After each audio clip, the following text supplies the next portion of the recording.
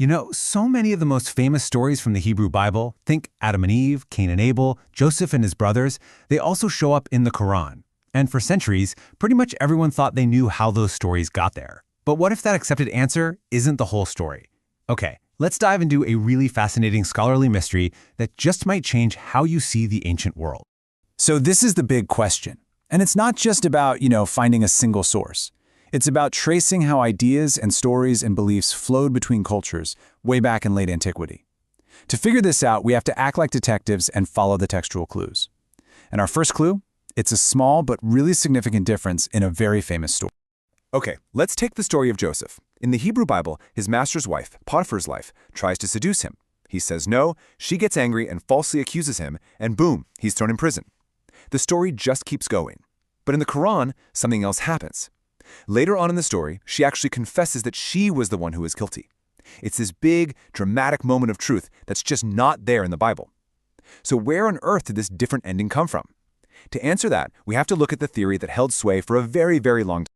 For well over 100 years, scholars had what they thought was a pretty solid answer to where the Quran's Bible stories came from.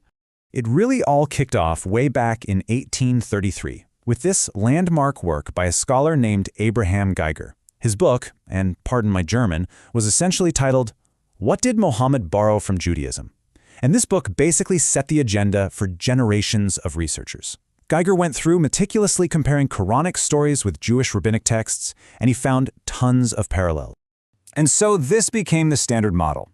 The thinking was that these Bible stories made their way to pre-Islamic Arabia mainly through the rich storytelling traditions of Jewish communities. And you know what? It made a lot of sense. The evidence seemed pretty strong.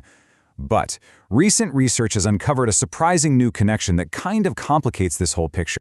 And here is where our little detective story takes a really interesting turn. Scholars started looking not just towards the Jewish rabbinic centers, but in a totally different direction, towards a vibrant and very influential Christian culture. Let's introduce the new key player in this mystery, the Syriac tradition. Okay, so Syriac is a dialect of Aramaic, which is the language Jesus probably spoke. And for centuries, from around the 3rd to the 7th century, Syriac-speaking Christians created this huge, beautiful body of literature. We're talking epic poems, gorgeous hymns, and really dramatic retellings of Bible stories that were incredibly popular. And this leads us to the new argument put forward by scholars like Joseph Witztum. His research basically says, hey, when you put the Quran stories side by side with these Syriac Christian texts, the resemblance is often way, way closer than to the Jewish rabbinic sources. Now, the key here isn't to just replace one source with another. It's about seeing a much more complex, much more interconnected ancient world than we previously imagined. So, let's put this new theory to the test. Let's go back to our first clue, the story of Joseph and that mysterious confession from Potiphar's wife. Here's a really great way to think about this. Imagine the story in the Hebrew Bible is the original hit song, right? The original track. Over the centuries, different communities made their own cover versions. They'd add a new verse, maybe change the rhythm, focus on a different part of the melody. Well, what this new research is saying is that the Quran's version of the Joseph story, it sounds a whole lot more like the popular Syriac Christian cover than it does the original track. And right here, this is the smoking gun. This is the textual fingerprint we've been looking for. Check it out.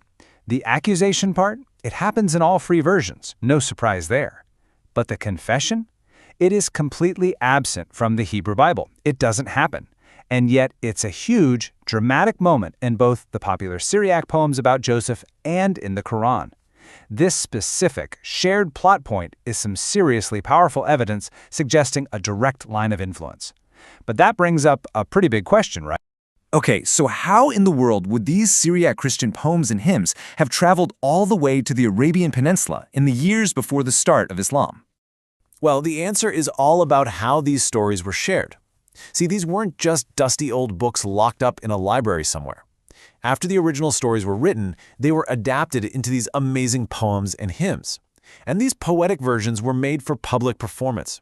I mean, think of them as the blockbuster entertainment of that era. They were recited, they were sung, they were shared far and wide.